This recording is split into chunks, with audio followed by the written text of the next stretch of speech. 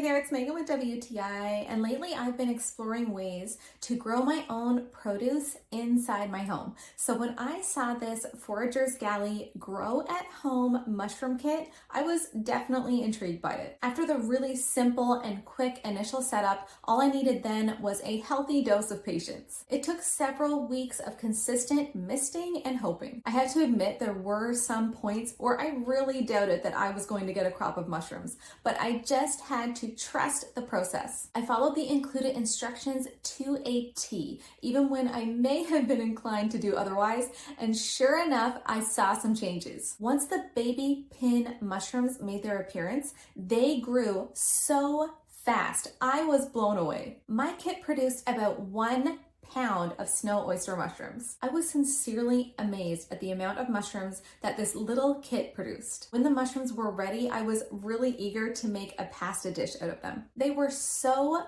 flavorful and delicious, and it just felt really good to know that I had grown them myself in my own home. If you love mushrooms like I do, this Grow at Home mushroom kit is a really interesting and fun way to enjoy them.